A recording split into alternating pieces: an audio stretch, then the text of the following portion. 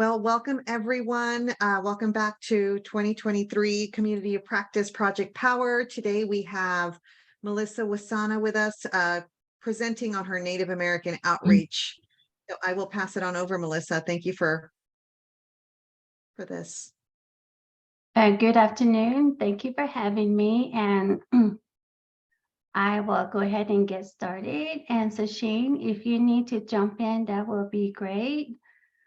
So I'll go ahead and start the presentation. And for some reason, if my screen goes off, then it's because I've been trying to fix it for like the last 30 minutes and I finally got it to one screen. So I have the presentation on one, so I'll be looking this way and not facing you guys because I'm not sure what's going on here. Okay, so we will go ahead and get started.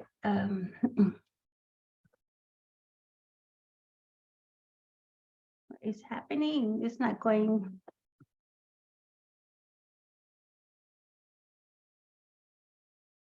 I guess I just have to go like that. Okay, so today's agenda, I'll go over the overview of EPICS, who we are, target population, and Native American facts, outreach plan, navigating early intervention resources and recommendations. Okay, so the overview of EPICS. So EPICS has been an organization. It used to be an organization under a different program before, and it actually started, I think it was in '85, but it went on its own in July 1st, 2009 and got the 501c3 status. So EPICS started with several parents. Their children were going to school to like the BIE schools, and they had a lot of concern. They needed some representation and they needed some advocacy because they needed some kind of education so that, you know, they can provide good services and good decision-making for their children with disabilities. And they were getting a lot of pushback from the schools, and they wanted to really learn the system so that they can advocate for their kids. And so that's how EPICS started. And today it's still the same. You know, we are here to help parents learn how to advocate, and we educate them and we provide them resources as well. So this is our mission and values. Our mission has always been the same. We aim to assist families to influence change in their communities, to maximize positive outcomes for children with disabilities and special healthcare needs. And we always want to make sure that our families and our children will flourish in healthy family, schools, and communities. And we also have our values. You know, we respect each of our families' unique culture because we have 23 tribes here in New Mexico. And also the language. The languages are different. They're not all the same. So we got to respect that as well. And then their experiences. When you work with Native American, that experience is actually different than, you know, the urban, the rural, the secluded areas. So I'll talk about that later. And then we provide a circle of support that includes partnership, resources and advocacy, and opportunities for family leadership and positive outcomes. And EPICS, we serve 0 to 26 years of age, and we serve Native American families with children with disabilities. And then also our priority is really to educate, empower, and strengthen the role and responsibility of Native American parents as they advocate and make informed decisions to improve their child's educational outcome. That's really important, and shifting to a positive livelihood. And we do provide training. All our training is free, and we do provide information and resources and parent support and individualized assistance and advocacy. And we partner with a lot of agencies and throughout New Mexico, just not Native American agencies, but we are really active with the state agencies as well, and then to the regional agencies. And then now we are expanding EPICS into the national level to where we're getting requests to provide workshops, you know, out of New Mexico. And then we have a list of providers within our area for referrals and collaborations. So I just really wanted to let you know that, you know, for myself, I am on, let me see, I am 5 state appointed committees, advisory and committees. I am on the IDEA State Advisory Panel, and then statewide Early Childhood Tribal Advisory Coalition, Early Childhood Comprehensive System Advisory Council, the NIEA advocacy member, which is the National Indian Education Association, and then also our Family, Infant, and Toddlers ICC Tribal Families Committee. And also we got a new, one of the state programs that we have is the Early Childhood Education and Care Department, which is the ECD. And under that, the governor has created a position to be held by the Assistant Secretary, and it's a Native American position. So we just got a new person in as well, and EPICS takes participation with the Tribal Communication biweekly meetings, and then also the Early Learning Advisory Council. So I just came out of that meeting just a while ago. And on all these advisory councils, also with the Indian education, you know, that's kind of my background, you know, where I'm coming from, you know, as I go into this presentation. So with all these advisory council, you know, we get to hear from all the state agencies and, you know, different departments, and we sit on these committees, you know, to really advocate for our families, and then also to collaborate with the partners and you know, provide those services and resources to our families. Our target population, again, is Native American children with disabilities and our special healthcare needs and birth to 26 years of age in the state of New Mexico. We also work with professionals, you know, that work with Native American families and children as well. And then also with the stakeholders and partners, it's important that we have partnerships and to collaborate. You know, we just don't stay with Native American agencies. Like I said, it's really important to also partner up with your Chamber of Commerce, because a lot of businesses, you know, are members, and that's how we get the outreach and also our services out into the communities. Okay, so first of all, I wanted to get into the Native American facts, and this is as of last year, November 2022. Every year, during the November, since it's the Native American Heritage Month, information comes out. So the latest one, there's 3.7 million population. There's 324 federally recognized Native American reservations, and that's 574 federal recognized tribes. And some of the largest tribes are Navajo and Cherokee. And the states with most Native American population is Oklahoma with 39 tribes, New Mexico with 23 tribes. And then the next would be California, Arizona, and Alaska. So I just kind of uploaded the map, you know, to see where, you know, like the green, where there's more Native American population. If you can look at Oklahoma, and it's pretty much the whole state is green. So, you know, there's a lot of Native American tribes there as well. Okay, so Native American barriers. We live here in New Mexico, like I said, with 23 tribes, and they're underrepresented and they're underserved because they're living in the rural areas or reservations or nations. And some of the places are really secluded, and some of them, like right now in New Mexico, it's been snowing. So, which means that there's transportation problems.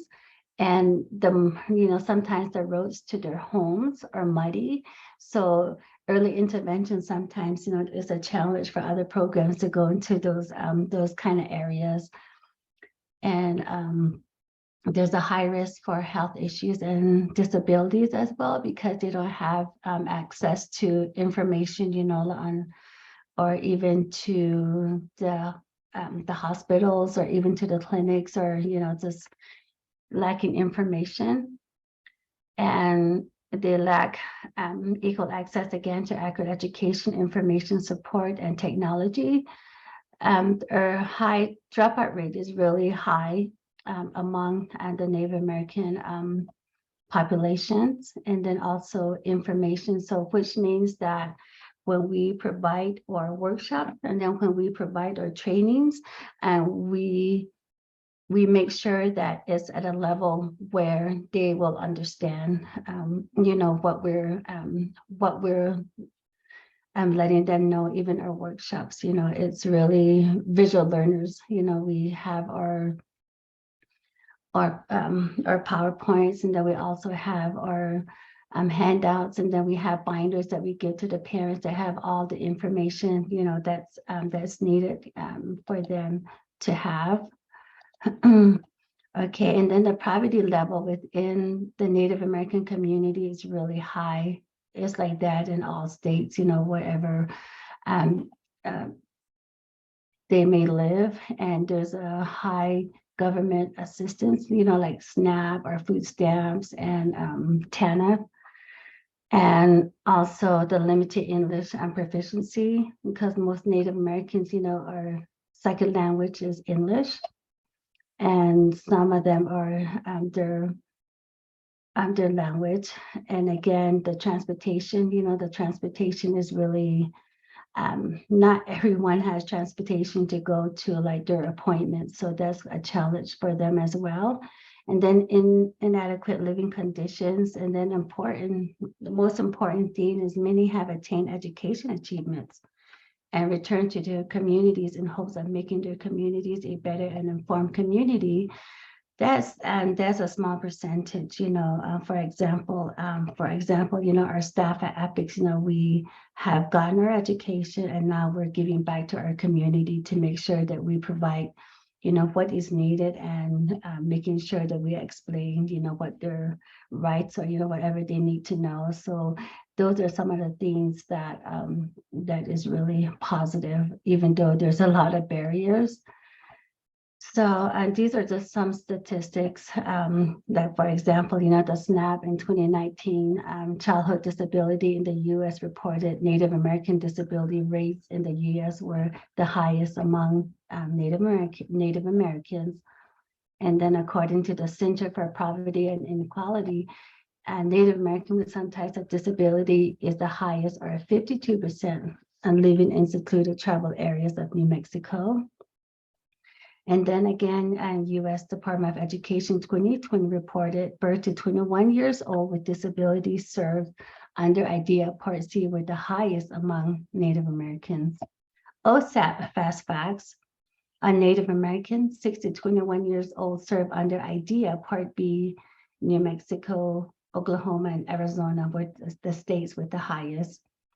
And then according to the U.S. Department of Health, children aged 3 to 17 living in the rural area were most likely to be diagnosed with developmental disabilities compared to children living in the urban areas. These children were less likely to receive special education and early intervention service compared to children living in the urban areas. And then the pandemic happened. Due to the pandemic, a high number of Native American children birthed to 26 were 2+ years behind. That's one of the problems that we see here in New Mexico. We had some families that wanted to join, or that wanted to get some services, some workshops, some education, and then the pandemic hit, and we had to shift into online and broadband internet is really, it didn't work within the reservation areas, and they didn't have access to the internet. So there was a challenge as well. So right now, those are some of the concerns, that we're working with. For example, Sasheen, she's been attending IEP meetings, and the ones that are like overdue because of the pandemic. So that's some of the challenges that are among the Native American communities. Okay, so with that, I really wanted to go into outreach, but I just really wanted to give an idea of how it really is, on the reservations. And there's some tribes that call, reservations here in New Mexico is called reservations or tribal lands or nations. It all depends which area of the United States that you're in. They'll call it different areas. So, and I also wanted to make sure that, there's not paved roads to every home on the reservation. It's really, the living conditions are not how it is in the urban areas. So, when they do house visits, that's what we're talking about in the other meeting, how can we better serve Native Americans that are, really in secluded areas. There's some families that are out there and we can't reach them because, the snow or because of the muddy roads, or, we just have to try and see if we can, somehow, like using the cell phone or even on the internet to try and reach them. But again, the internet is not that good. So New Mexico received funding, to bring broadband to some of these communities. So, we're really hoping, that happens soon as well. And then a lot of our families don't have laptops or don't have the electronics, to to get on some of the Zoom meetings. And Sasheen has been working, really closely with them. Sometimes the families will say, okay, you know what, we get better service, or if the laptop is free, or, we can get on like in the evening, and she's there for them, whenever they're available, because we want to continue to stay family centered. So, and that's what we do right now. And then outreach. What is outreach? The activity of providing service to Native Americans who face high barriers to have access to needed special education service and resources. Get to know your target population, research, if you're going to a tribe, and make sure that you do, we call it, make sure you do your homework, what language do they speak, what is the experiences, and talk to other organizations, or especially with the administration that is called the tribal administration, to call them to see, to get permission to go into the areas. Here in New Mexico, since COVID numbers started going up, the smaller tribes, the small Pueblo tribes, they've closed their doors to the public again.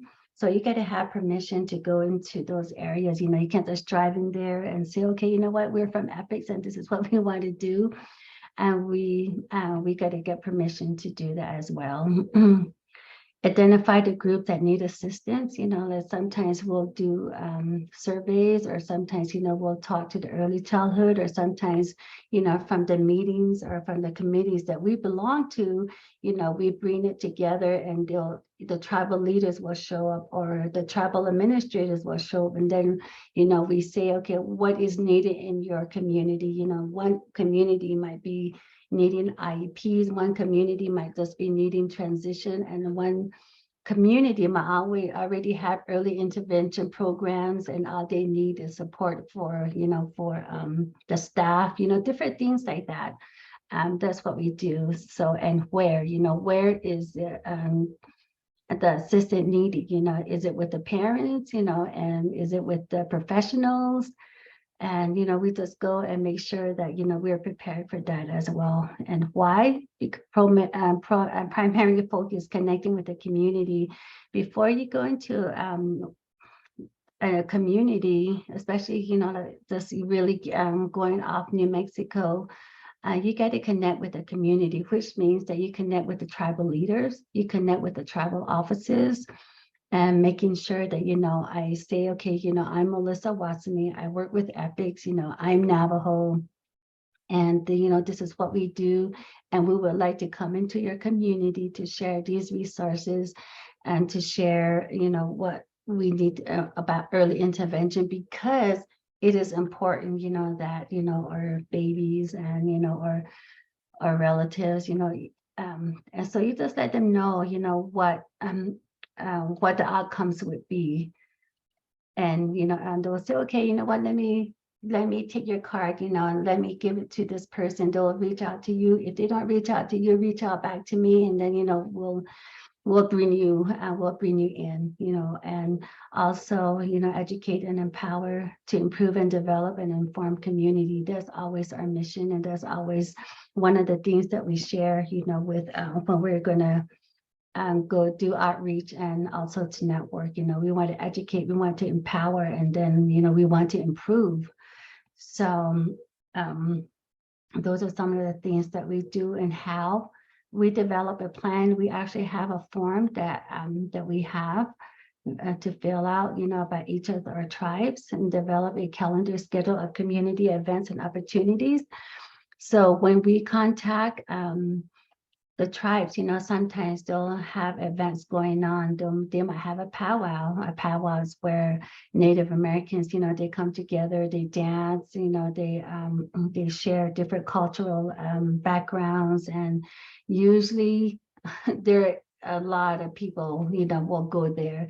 So, we try to reach out to them, and just finding out different schedules, and, and calling them and letting them know that, we can set up a booth, and we can give our information. And, with Sasheen, for example, she went to one of the tribes, and she did a workshop, and then they invited her back to the evening event. So, and that's how you build those relationships. When you start connecting, they'll invite you, to the future events that are going on.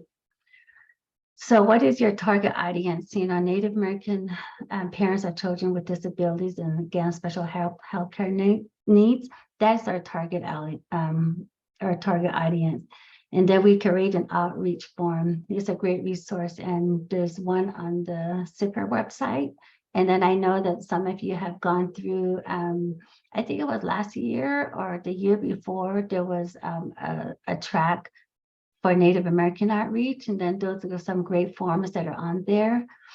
And then also when EPICS had the NAPTAC, I think that's what it was called, grant, and there was a lot of resources that was completed by EPICS, and that's all on the website as well. The most important thing, I think, is to know your community, your Native American tribal name, what is the tribe, for example, here, let's say Sandia, what is their population, 525, who are their current tribal leaders, and you get to know, because like for example, the 19 Pueblos here in New Mexico, every January, they go through a election, and they elect their governor and the lieutenant governor, and it's from the community. So all year long, we'll be working with a tribal leader, and then we have to start all over, like in January, because there's a new tribal leader. So, that's what we'll be doing pretty soon as well. Once we get the list from the leaders, then we'll go and call and reintroduce ourselves all over, know the history and cultural beliefs and family experiences. The family experiences is really important because, for example, here in New Mexico, we had, there's some new home visiting staff, and they've gone out, and they were really, I guess, kind of culture shock. Or they went into homes where there was no electricity, no living water, and a whole family shared just a two-room house. And, and there was like, a barrel for the water, to drink the water, and then to warm up the water to take a bath. So those are some of the things, that you have to be aware of. And then of course, there's other communities where you go in and it's just the same, that you go in, they have, like everything, or, just available. So those are the family experiences, and Native Americans will invite you in, if they feel like, you'll accept them as they are. And right now, in the last meeting this morning, they were talking about how Native American families tend to reschedule their appointment because sometimes, they might say, well, our house is messy, or, well, our roads are mighty, well, this and, but, like we said, we have to make sure that, we are there and that we respect, and we make sure that once we build that trust, they'll continue to say, okay, you know what, yeah, this person understands me, this organization understands me, they didn't judge me, or they didn't say anything about my living conditions or anything like that. For example, too, how we have pets, right? And our pets are always inside, and we take them out and then we bring them back inside. Sometimes on the reservation, it's not like that. They're outside, and then some of the home visitors, let the home, well, your pet's outside, and the family is like, they're outside, and it's just something, that I just gonna throw that in there. So, those are some of the things. That's what we call family experiences. So if you accept and respect that, you'll build that trust as well. And then traditions. Most Native American communities, they had different traditions. You have to talk to the elders first, and then, like, for example, if we go to one of the Pueblo tribes, and if you see an elder in the room before you start your presentation, you'll say, can I have your permission to speak, before this group, or before, to give this information, and then they'll like either nod their head or they'll tell you go ahead, so that is some of the things, to look at as well. And then also get to know the tribal leaders, their names, and then the administrative staff, and then their early childhood program staff, school education educators, their elders, and then also the learning styles. Most of them are visual learners. So if you have a PowerPoint, or if you have handouts, that's really good. And we got to also understand that our families always have multiple barriers, transportation and lack of access to the internet, just lack of access to maybe even understanding what special education. When we went out there and when we had talked to families, they thought special education was another room just down the hallway, like a resource room. So they thought, it was just that, until we got into the same, no, special education, this is the law, and this is your rights, and this is, what it's about, and then you have the right to, and, and they were like, oh, okay, and so, and then communication style, you got to pay attention to that. There's tribes that will say you can't look at the audience, or you can't look at a person that you're speaking to, directly eye contact, or because for me, I would be like, if I'm talking to someone, I want to have that eye contact, so I know that we're in the same, on the same page. But there's some tribes that won't look at you, and you don't take that personally, and that's just one of the communications that style that they have. And then the protocols are very different from tribe to tribe.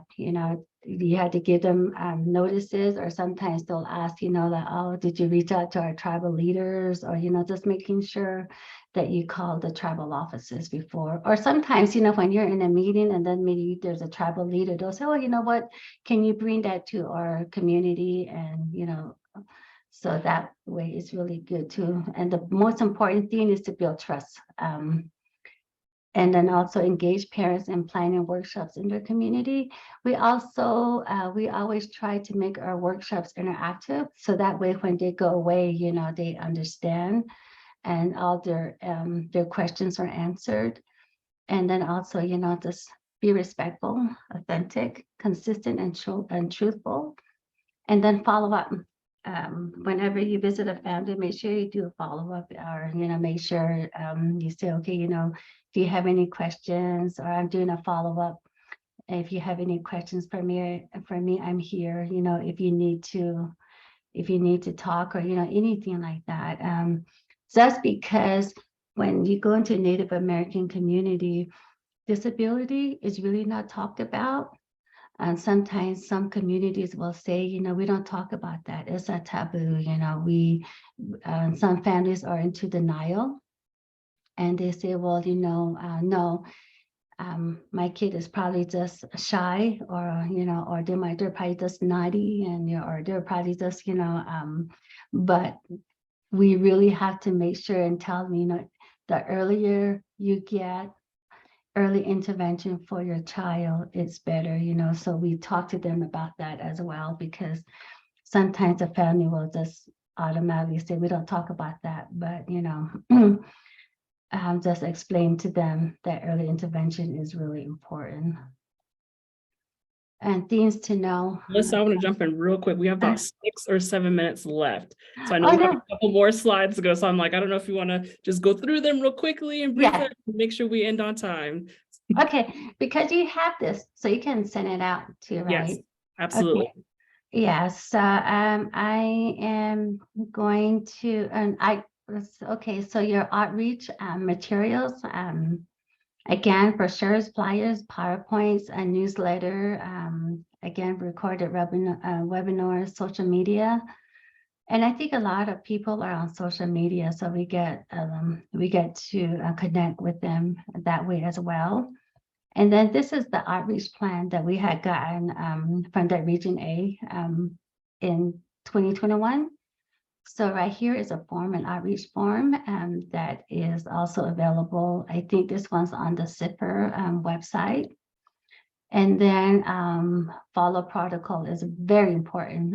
Make sure you arrive early before your meeting. Put your cell phone. If you're talking to your audience, don't even look at your cell phone, even look at your smartwatch, because then, then they'll be, oh, this person says here, this just because. And then also open the floor to parents engaged, and make sure that, once you cover a topic, ask questions right after, like, do you guys have any questions? Do you understand, things like that. And then this is just navigating early intervention resources. And I listed, like some of the organizations that we work in, some of the state offices that we work in. It's very important to get partnerships with the state, whatever your state Indian Affairs Office or Native American Office or American Indian Chamber of Commerce, or get with your early childhood or your early intervention, because here in New Mexico, we have FIT, Family, Infant, and Toddlers program. So we have a lot of committees that we belong under there. And then I just listed some things here. And again, the early intervention, some of the idea, and each state has their own early intervention programs. Get to know all that.